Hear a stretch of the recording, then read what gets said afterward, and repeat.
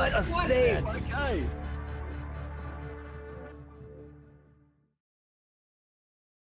Welcome back, everybody. My screen name is Inconspicuous Croissant, and we are going to be jumping into the next match where we are going to see a round of 64 match of Shed versus Cubby. But that being said, I would not be able to cast this match alone, and so joined with me is another fellow commentator. Hello, everyone. Good evening. I am the Spotless Dropped, and yeah, like you said, this is gonna be a very intense match, and I guess this is gonna be pretty good. We've had some others in the lower bracket. Now this one's coming from the upper bracket of the Liru division.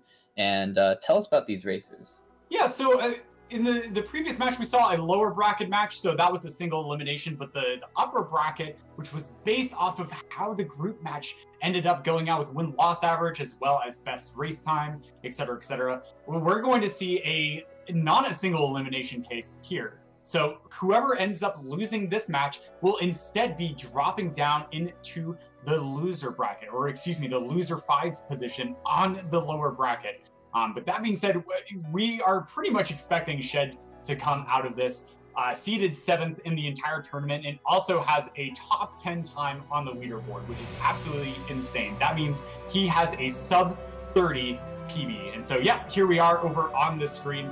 We see in the bottom left corner, Shed is definitely easily favored in every single regard in the tournament. But as J Hobbs also mentioned in the previous race, this is just only based off of what the runners achieved in the group stage. Yeah, definitely. Cubby did have a race that just wasn't up to his performance, and so definitely the stats can be a little skewed on like what his actual performance is. He's definitely a great racer. That best race time is not even, I don't believe it's even close to his actual PB. So again, I mean, it's kind of close, but I'm still suspecting that he'll throw up a very nice time around that 34 marker rather than the 38. Yeah, we're going to see what Shed brings to the table today. I'm guessing he's going to be trying to push that lower time if he can to make a statement going through the upper bracket. And we see Shed on keyboard and mouse, whereas Cubby is going to be running hybrid. He has both keyboard and mouse and a controller at his disposal. So really cool to see that he's going to be varying it up with both input methods. But that being said, we also see Shed has been a speedrunner of Borderlands 2 Iconoclasts, Crowdtown Renovations, and Plague Knight. Some really excellent speed games in there. Oh my god, that Ori animation in the background is so cool. There he goes. Very nice. But yeah, Shed is definitely a speedrunner pro. He's speedrunner quite a few games. I actually believe it's about this is a year and 2 weeks since he actually started first learning to run. So fun little stat. Yeah, Cubby also with some other excellent speedruns under his belt. Super Mario 64, South Park. It is really, really cool. And then he also has a Wolverine level of healing power. So if he takes any damage from those spikes, that's right, instant regeneration. That must have Shed shaking in his boots clean. Definitely. I don't know how Shed's racing right now, to be honest. But he's racing nonetheless, as well as Cubby. They're both going to skip this prologue and get right into it. Wow, Shed with a little bit of a cleaner prologue skip. That's it. Match is decided. Oh my god! So close. No, we're just joking around, guys. But in the bottom portion of your screen, if you are unfamiliar with Ori speedrunning, don't worry, because we have that first place, that second place designator in the middle of those circles there, where as they go around and collect skills, that'll be filling out. As of course, we need to collect 11 skills before we're allowed to finish the final escape. But that being said, we see both of our runners dropping that safety save that is required from the game in order to progress, and then they're going to be picking up signs. So we're going to see how it comes down to pacing out these shots on these Frankies. Yeah, and stuff like that, pacing the shots or XP routing. Ori's a great game, kind of speedrun where every person approaches Ori in their own way and does their own thing. I see Shed puts in a color code, Cubby decides not to. I mean, it's all up to you. Yeah, for sure. And so it looks like now Shed is going to be working through, nailing those 5 shot in total in order to take down the Frankie. Pacing 1 shot, going to 2 shots immediately after, as Cubby also with a nice clean Frankie battle there is going to be able to make it through. Nicely done from both of our runners. Very impressive start. Yeah, good start, and definitely the small lead that Shed has is minuscule at this point, with both of our runners not really taking any big deaths and maneuvering through glades very well. Pretty much we have a pretty even match, and it will be for a little bit, because the first skill we pick up is not really one that improves our speed, but the second one is. Yeah, for sure. So having Sign is going to be a nice way for our runners to be working through. We're going to see how they're able to work their experience, because these intentional level ups could be the decider between time save versus time loss. And Shed, nice clean ghost door, only on 1 health, dropping into the poison water and dying instantaneously. That was intentional, and now he's going up for the 4th health cell. And Cubby with another clean ghost door as well, not giving Shed an inch in this early game. Yeah, we've definitely had a few unfortunate runs that had a rough early game, but so far super clean, and Shed is going through some very tricky sections here with just Sign, and so is Cubby. He's able to make it down there as well. Very nice. Yeah, and it's crazy. Like in this early game scenario, like just the difference between having a pickup animation stack on another could further extend somebody's lead. And oh, Shed with the unintentional energy crystal pickup, he had to pick up that experience in order to have the level up that he was looking for going into this next section. So Shed having to spend a little time. Oh, it just barely misses, eking over to the left. So he's going to opt to land on the flower pad, take the level up on the way down. And so Cubby also going to be leveling up on the way down. So both of our runners going to be reaching wall jump at a reasonable time. Yeah, there you go. No mess ups, and we have again still a pretty close match at wall jump, which again doesn't increase our speed horizontally, more of vertical improvement on our movement there, as Shed picks up that second energy up on the wall, and now we're just gonna head out of glades, and soon we'll be at Blackbird Burrows. Yeah, Clean, tell me a bit about these optimizations we could see out of our runners with wall jump, right? Like jumping instantaneously off the wall instead of hang time on them. Yeah, jumping is not just a fun thing we do. It actually does, because of the not evenness of the terrain in Ori, it's actually better to be in the air pretty much as possible in this first beginning section. So anytime you'll see them doing some little, Ori will be doing some little hops.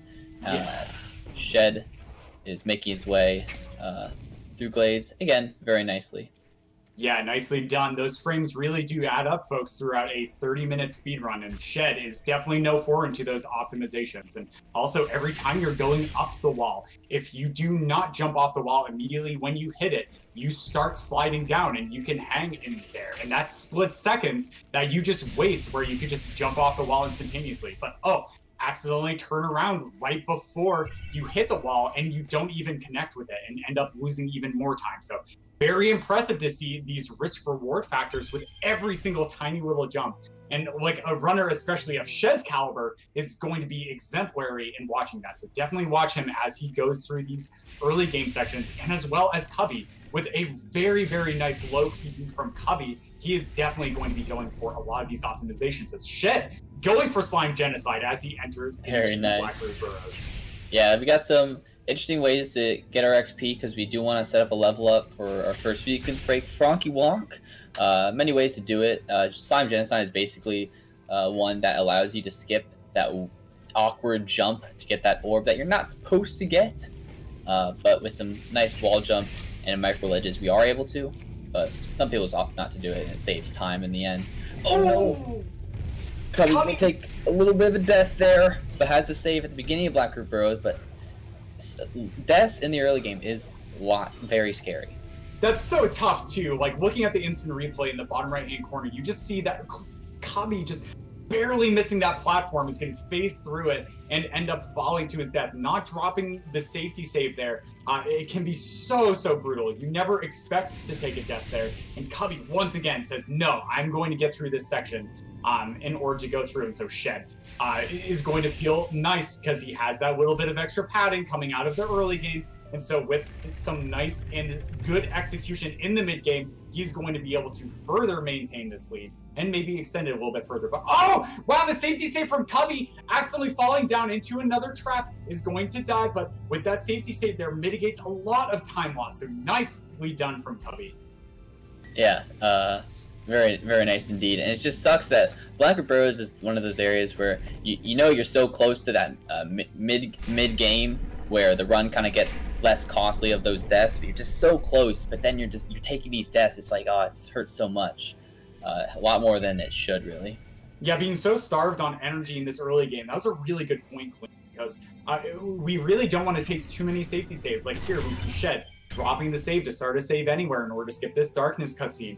Oh no, Cubby takes the damage, is going to have to wait for the cycle to come back around. His EXP must be in a really critical margin where he cannot level up here, folks, and so has to get through the slime, gets back up. Oh no! Takes another hit.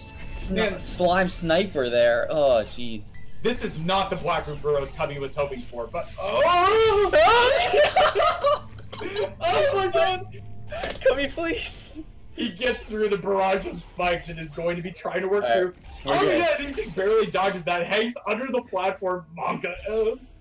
But Shed now making his way to Rocky One. Wait, look at the instant replay. Oh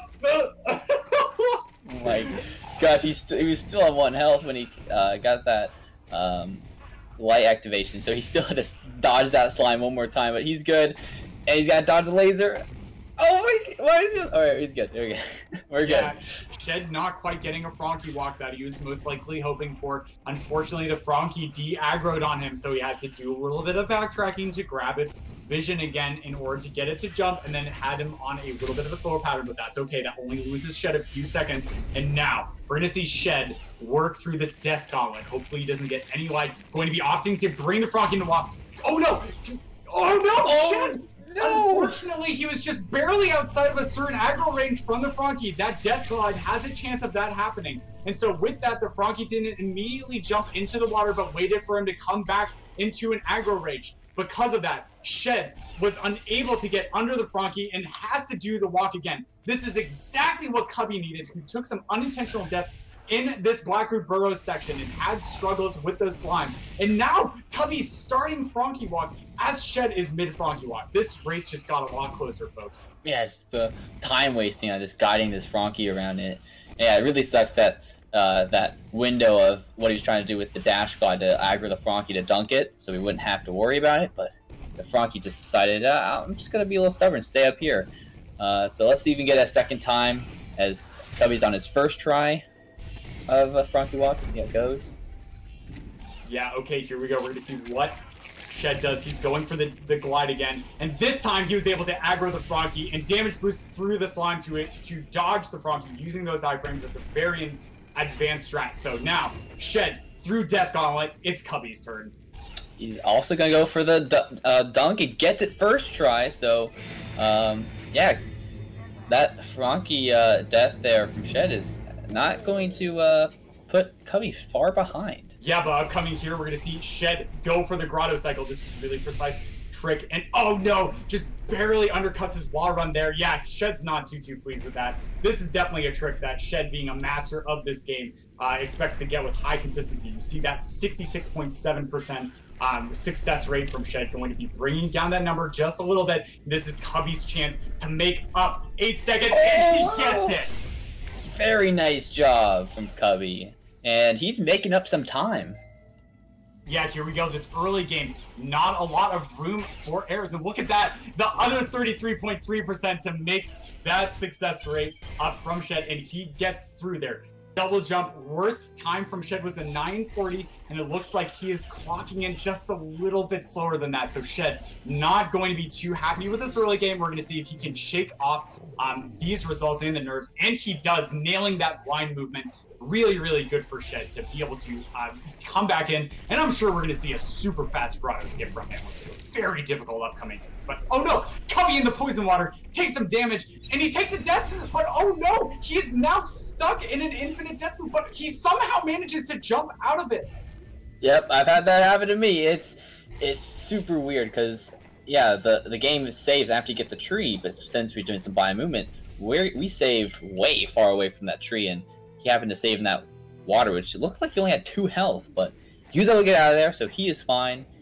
He's moving on to the grotto skip now. Yeah, look at that response from Shed. Getting grotto skip first try as now we see Cubby on the right going for grotto skip. If he wants to stay close to Shed, he needs to do this, but oh no, doesn't get it first try, doesn't get it second try. How long is it going to take Cubby to be able to get up here? I like this, taking it slow, regaining his composure, and he gets up there. So not quite the grotto skip Cubby was looking for, but still close behind Shed.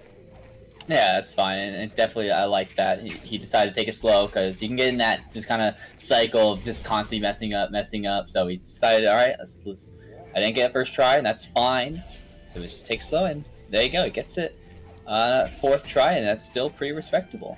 Yeah, that's a really great point, Clean. Like, as we saw in the last match, once that platform gets swinging, that can be really, really tricky. And so Shed reopening up a bit of that early lead he had from the early game, that's probably going to work in his favor. That's going to be pretty nice for him. And now he's going to be heading up to Ginso Tree, which is another one of those areas where just having all these jumps and double jump optimizations can really, really shine through, especially a runner of Shed's caliber. I'm sure he's excited to enter this area. Yeah, this is definitely going to be very fun. As the run progresses, you'll definitely see runners of Shed's caliber with a 30-minute PB or even lower. That the late game and even the mid game. It's just where these runners truly shine.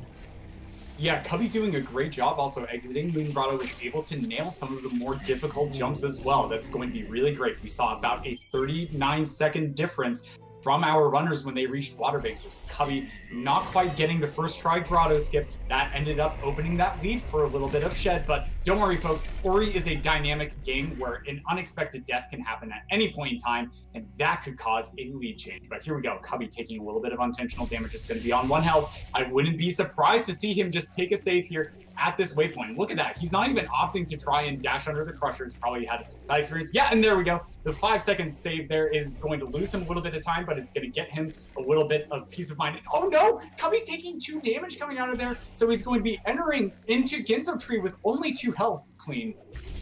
Yeah, and that will be a little harsh. There are some points in Ginso Tree you can save and try to regain a little bit of health. Hopefully he's taking it safe, and what we just saw from him actually with that save, he actually is opting to be a little safer, and I like that from Cubby. Yeah, for sure. It's nice to skip that cutscene, but then also get a little bit of health back, which was a really great point you made. And now Shed, coming through this puzzle, is going to be heading into the mini-boss. This mini-boss is really, really going to showcase how awesome Shed is at this game, as he's going to nail the pacing of his shots, and then going to be looking for a 1/60th of a 1/60th of a second animation if the boss is going to be spawning in a certain corner. But Shed making good work of this boss so far. I'm sure he's going to be going for that 5 cycle. Cubby having a little, he had a little fall in the gamer room, but he's still alive. He's still kicking. He's not actually opting to save here. He thinks he can get the spider. He can.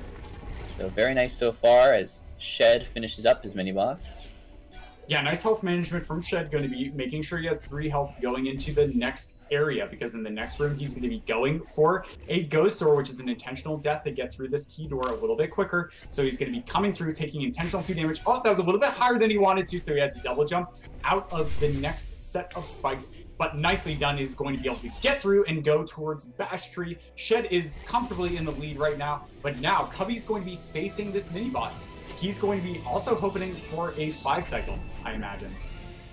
Yeah, the hardest one, the legendary 4 cycle, which I believe only Hydra.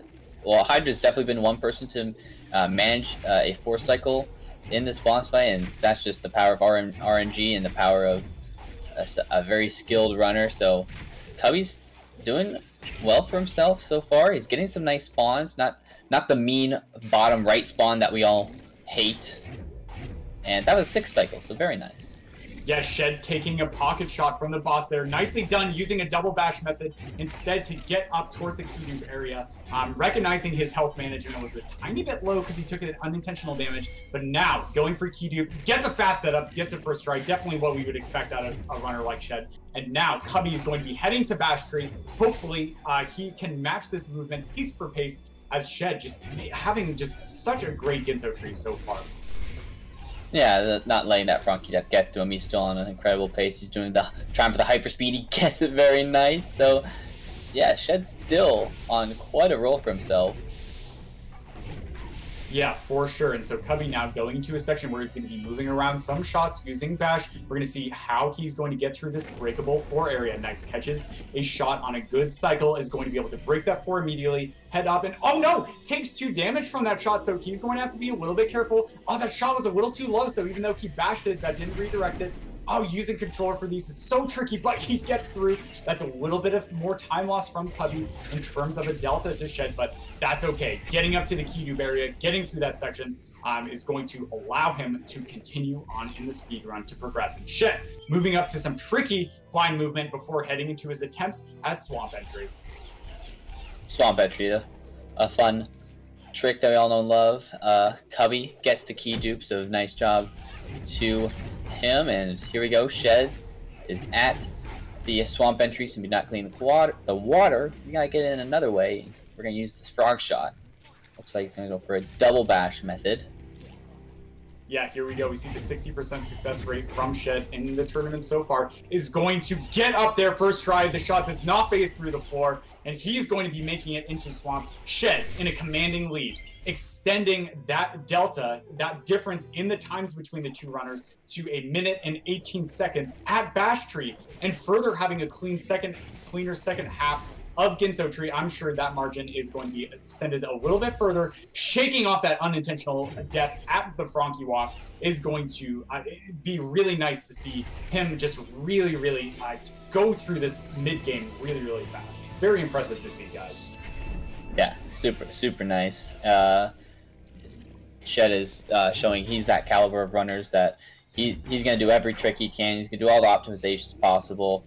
He's gonna stomp down because it is faster to stomp downward with that vertical speed than to just fall normally. And he's definitely aware of that. And he's at a swamp as Cubby's headed into swamp. A little high five here from our runners. Yeah, here we go. We're going to see Shed now moving over in order to go up to ability cell, walking up and then bashing off. And oh, he just barely makes it up to the ability cell, pressing in a directional key just slightly before he was far enough over. But that's okay. So Cubby now on Swamp Entry with a success rate of 37.5%. Let's see if he can bring up that average. Going to be doing a different method, not quite going for this as Shed on the left, continuing to have that 100% victory rate over the Kuro cutscene skip. Nicely done from Shed as Cubby now bashing up the final shot, gets up there first try. Yeah, Cubby and Shed have been super nice on their tricks so far. Just besides the one Frankie Walk, I mean, these tricks, these guys made them look easy. Yeah, and it's not so much that Cubby is like making any major mistakes, not really taking any major deaths after getting out of Black Root burrows. It's just that Shed is just so proficient at a lot of these optimizations and going through all of these sections immaculately. Shed is just putting on a clinic, and it's showcasing in this run. No, yeah, that's a great point. I mean, he's definitely, like we said, Shed has been learning. He's been learning this game for over a year now, and I mean, it's just that's what happened when you put in a year's worth of time and dedication to just get good at a game. And I guess you could say Shed has definitely got good. Yeah, for sure. And it looks like Cubby picking up a little bit of extra experience. Nicely done. That's going to level out and bring him up to make sure he has that ability cell count once he gets to that Sorrow area, because that's very important. But here we go. Shed now getting past this peg is going to be heading up and working his way towards Fast Lumpless. Nice double bash from Shed in order to bring that frog a little bit higher, so he has to do less wall jumps. And wow, really nicely done. Nice movement from Shed so far as he's heading up to the next crucial trick area as Cubby on the right going for Kuro's cutscene skip. Let's see. He has 100% so far as well. Let's see if he can continue that, and he gets through first try. Very nice. Both runners have 100% success rate in Kuro cutscene, and that is not an easy cutscene to skip. And here's another trick coming up that's not easy, and this is fast stompless, and he's gonna misplay a shot here. See how it goes. Very nice. Wow, nicely done from Shed, putting on that clinic. And upcoming here is going to be another crazy sequence of tricks and areas from Shed. We're going to see exactly how he decides to do them. Oh, nice recognition from Cubby. That spider shot was a little too far to the left, so he played it a little bit safer and went to the wall on the right. Nicely done from Cubby. The spikes underneath were instant death. So if he had messed up that bash on the shot, that would have been problematic, and he would have probably had to gone back and try cutscene skip again. That could have been unfortunate. But now, Shed heading up to Sorrow Match. And now our biggest sequence break of the game. The birds, they're not fun, and this definitely is one of the hardest tricks for some people, as even Shed does not have a perfect rate with it, but that's a first try, and he's like, what 75% success rate? I get first try every time. Wow, that's so crazy too. Those spikes are instant death, not only for Ori, but also for the bird. And Shed just making that really precise difficult trick. Ooh, slight misstep there, accidentally stomping the frog, but maybe not. He actually moused over his experience at Feather, so maybe recognizing he was a little bit low, and those frogs get a lot of experience. So instead, just doing a rocket jump off of this slime instead. And so now, starting a save anywhere for a trick known as Terror Break. So we're going to see exactly what happens as Shed heads up the Terror Break. Yeah, look at that. He's just barely at a quarter of a wheel. He wants that to be at about the halfway mark when he goes to enter Misty Woods. Yeah, that's right. So we can get... ooh, takes a little bit of death. That charge jump tree is not too far. So yeah, we have two big cutscenes really left to skip. This is the one at Sunstone, and then the one in Grenade. So some important cutscenes, because these are two of the longest ones in the run that we definitely want to skip these two. So he's performing his Terror Break, gets through, actually having a little bit of trouble on the lasers, actually. Yeah, Shed maybe just on a slightly different sort of pacing with going through these laser sections, just going to have to play it safe and wait for them through. Not a time loss that Shed normally takes, but oh no, Cubby! Oh, okay, no, he's fine. He didn't end up getting fast stompless, so instead he's just going to go up, grab the ability cell, make his way over, and end up going through. Yep, confirmation that he indeed did not do fast stompless, and he's going to be heading over in order to stomp the rocks as is normally. So this is really cool because you actually get to see the portion of the game that we normally skip. And this is no surprise because Cubby most likely still running on controller right now, and that's a little bit of a more difficult setup, but nicely done. Oh no, Shed! Shed has to watch the cutscene at Sunstone! Oh no, Clean!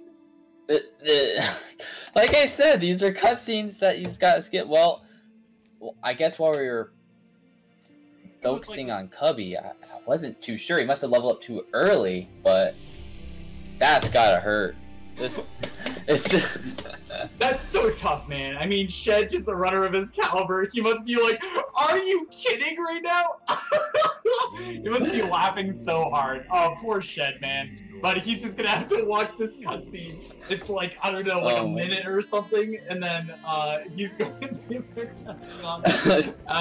and that being said, Cubby now heading up to fast stompless. Shed nailing this trick first try. Let's see if Cubby's going to be able to return the favor. And now going for the two-bird method. He's going to bring these two birds up, and he's going to bash up the second bird chasing him. Going to be coming into the pass, bashing him slightly up to get him far enough away from the spikes. Takes an intentional damage boost and gets in there first try. Well done from Cubby. There you go. So nice. So Shed just briefly checked the menu there, because you actually are able to soft lock the game there and actually not pick up the Sunstone. But I think he's got it, so he's good now. He just had a little mishap there. I had to watch the cutscene. That's fine. So he is good. That's definitely a time loss they did not want, as Cubby's also in Sorrow Pass right now. Yeah, for sure. Shed accidentally just barely missing a rocket jump, so instead heading over to the Wilhelm frog to throw in a little extra flavor. He knows that this runs like a meme for him now, and so he is not pulling any punches, folks. I love that frog. But here we go, Shed working through Misty. Definitely keep your eyes peeled on the left, guys, for the next like 2 minutes, because Shed just gonna show off some really beautifully optimized movement. Down to 1 energy, he's not going to be taking any safety saves. Doesn't need them. Instead, going to be laying in all that energy into high-octane movement as he's going to be charge dashing through this area in very, very specific cadence, folks. Yeah, again, this is where the top tier runners really show their stuff. When you have all the movement at this point, and it's just about showing off like what Ori can really do when you put all these abilities together, and just Shed's making Misty Woods look super easy as he's at climb now. Yeah, that's just so insane. What a beautiful split to watch. And right here we see that little notification that his worst climb is 25-27, consistently staying a minute behind, taking these huge like mistakes or errors, right? Takes a death to Death Gauntlet, minute behind his worst. At double jump tree, has to watch the cutscene, which is a minute long, a minute behind, right? So Shed's still like having clean movement, just having these unfortunate big mishaps in the run. And Cubby gets Sunstone, doesn't have to watch some beautiful cinematography, and is going to end up meeting Shed in Misty Woods. Yeah, and Cubby's again has PB of similar to Shed, so maybe not the as optimized movement as you see from Shed. Let's see if he actually goes for the rocket jump 3 meatballs. He does! Oh, it takes a hit! Alright, he's good. Yeah, this could be spooky, right? Taking 1 hit, but Shed not taking any unintentional damage as he was heading through the earlier sections is going to allow him to tank that hit. And wow, nice mini boss kill, making quick work of that. Getting the level up with that nice EXP correction from killing the frog and destroying the petrified plant at the top of the Sunstone area. And then is going to be continuing out of Misty Woods to collect his final skill tree. And there you go. So, Shed exiting Misty, Cubby kind of entering. He's kind of more like halfway through now. He's still got that climb ability, but then he's up and out of here. And Shed has got one more ability, Grenade. I'm not sure if he does any fancy grenade jumps in the rest of his run. I guess we'll find out. Yeah, we'll soon find out there, Clean. And Cubby making quick work of the first half of Misty. We were talking about how impressive Shed's movement through Misty was, and Cubby just put on another clinic. Really interesting sort of alterations in sort of how he worked through certain sections. That was a real treat to see, and I can't wait to see what he brings next in the second half of Misty. That is right, and don't believe I saw any big deaths. Shed's heading for the fast laser cycle, and he gets it. So let's see if he can skip this cutscene this time. There you go. Yo, this is so exciting too, because we're getting word that Cubby might have actually just golded on that climb tree split. So Cubby just really showcasing off just how proficient he is, even in a race setting where nerves can really play time. And there's another reminder of the worst grenade section from Shed. But don't worry, folks, he's under that time margin this time around. That is right. Besides, oh no, takes a little bit of a hit there, but he's got the climb tree save, so that didn't set him back too far, but it was just kind of hurt. Yeah. Besides the little mess up there in BRB, I mean, Cubby's not had too much bad movement. I mean, he's been doing well. Oh, he's got. Guys, just back to the left to land onto the ground. If he had landed in those spikes, that would have been. Oh no! Into the spikes. Why does that one spike stick out way too far from the rest of them? Is that just me? Yeah, dude, no, there's like certain spikes that are like really far out and their hitboxes are not going to the spike. Oh, watch the esports. Look at that save and then immediately just glides back into the spikes. Just look at that one spike. It's like jutting out so far. I mean, no, it's just, dang it, Ori, why do you gotta do this? All right, yeah, and no shit. Going for a grenade jump. Here we go, lining up for the one frame trick. Up just barely jumps out of it. It looks like that was same frame activation. Let's see, and he gets a second try with the double jump optimization too. So saving like a second or so from not having to stomp down to the floor. Really nicely done from Shed. And he is going to be going for door warp. Clean. How many tries? Despite the mess up there, I mean, I still gotta give him still gotta give him the benefit. Gotta give him a first try there. And he's actually doing better than his worst time in the tournament so far, despite little mess ups. And yeah, that's right, first try. Very nice. Yeah, first try, bringing up that average for Shed. I'm sure he's going to be happy with that. Heading into the final escape, and now he's going to really showcase off some advanced movement. Taking another unintentional death, but has the safety save right nearby there, right? Because the only other time that the game would save for you is at Climb Tree. So nicely done from Cubby to mitigate some of that time loss. Now, here we go. Final escape for Shed. Got 5 health, so he's got some fish to manipulate, and then I'm not sure if he's gonna go for the grenade jump or just secure his victory here, because at this point he can just decide to just finish the game normally. But we shall see. I mean, so far he's already pretty much halfway through it. I mean, just like that. This is what runners like Shed will do with the final escape here. Here we go. Yeah, nicely done. Only beyond 5 health. He has to get the fish in the particular position. By slowing down there, gets through the dirty water section. Is now going to be heading up. 75% success rate for the grenade jump. Yeah, he's going to opt for it. He can easily soft block like a few times and still make it through. He gets it first try, bringing up that average.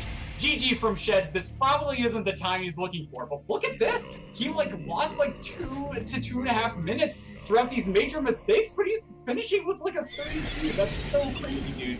And so, Shed, even though he is not going to be too happy, or he's going to be laughing about those mistakes, finishing out with a pretty impressive time. So in the sections where he didn't take unintentional huge time losses, he actually moved really well through the game. Very impressive to see out of Shed, and making a statement with his first win of the bracket phase. Yeah, this is really interesting. You gotta just kind of do some math here. So this is about 2.5 minutes behind his PB.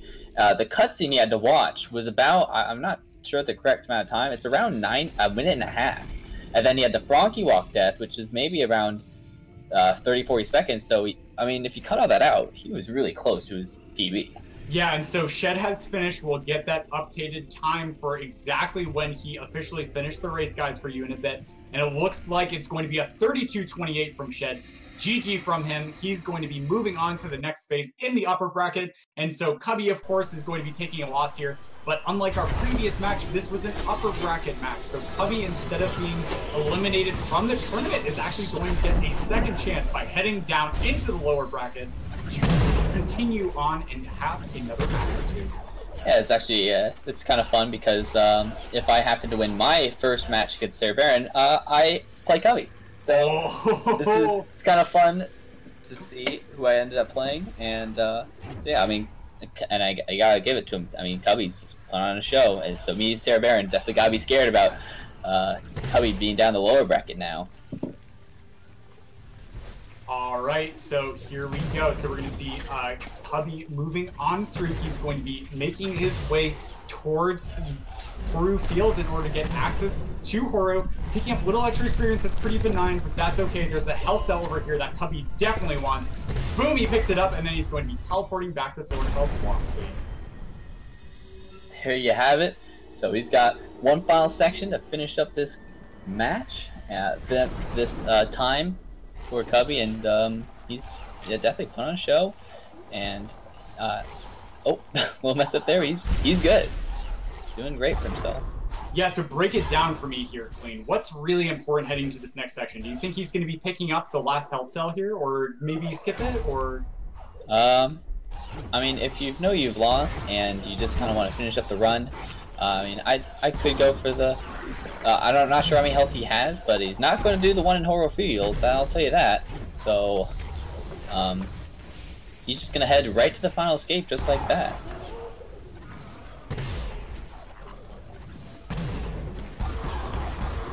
Alright, and there we go. We see him working over to the Horu door, spending all his energy to get over there. Nicely done. We're going to see just how many attempts it takes Cubby to get through door warp. This is literally a 1/60th of a second trick, and it looks like he has 3/5 accuracy here with a 60% success rate. So let's see if he can bring up that average for the first try door warp. That would really set a statement for him going into the lower bracket. And he does first try.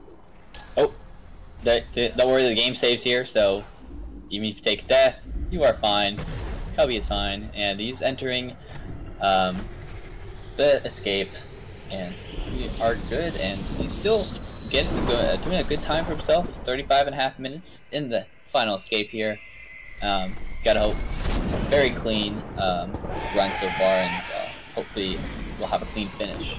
Yeah, here we go. We're going to see him working his way through. He's going to be entering the final escape. There it is. All of that lava. Red stuff on your screen is scary. Those molten boulders taking unintentional damage means he has to reset the final escape. So very, very tricky to work through these initial sections. Next, throwing in some C-dash stomp cancels in order to get through. And now this lantern section looks like he's on a good cycle. So he's going to get through before that lava plume shoots up that column of flame. And now getting past the elemental and going for the split. There you go. So he's got the health this time to get through. So he's got these fish. Come here, fish. I got to bash off you so I can get out of here. He's good. I believe he had 6 health there, so he's able to survive that. And now, heading up to the final grenade jump. Not sure if he's going to opt to do it. Yes, he will. Yeah, here we go. Not quite getting it first try. Let's see if he's able to get this second try. And he does! Nicely done from Cubby. Going to be finishing, skipping that like 30-ish seconds on the cutscene there. And is going to be finishing out with a 37. Probably not quite the time that Cubby was looking for in this run, but really just making quick work of a lot of the scarier tricks. Yeah, he opted not to do fast stompless, and again, that's perfectly fine. That's a weird set of inputs there. So I perfectly understand that. But apart from that, he had some very nice first try door warps, and he had a very nice Sorrow Bash. Very nice. I mean, there you go. Yeah, really nice too. Having that really awesome climb split must have made him really excited. There we go. An official time of 37:22 for Cubby. But that being said, it looks like we are going to be joined by our winner of this match, none other than Shed. Dude, how you doing? Yo, I don't know. I feel weird about that one. Yeah, so tell me a bit about that. I mean, you pulled out a 32 man and had about like 2+ minutes of time loss from just like big things happening. So walk me through those. Yeah, so I did not get off to a great start. I really like to level up on the way out of wall jump, so leveling on the way in really threw me off. I don't know if you could tell just from my movement. Yeah, we caught that. Yeah, but so that kind of unsettled me, and then the Frankie didn't aggro in Death Gauntlet, which was really weird because he usually always aggroes at that distance. I don't know what happened there, man. It was terrible. But I turned it around and kept going, and then the Sunstone, my Proceed Bind didn't work before I pressed Escape out of the menu, which is what happened there. So I had closed the menu without it leveling up an ability, and I was just like, well, yeah, time for lore instead.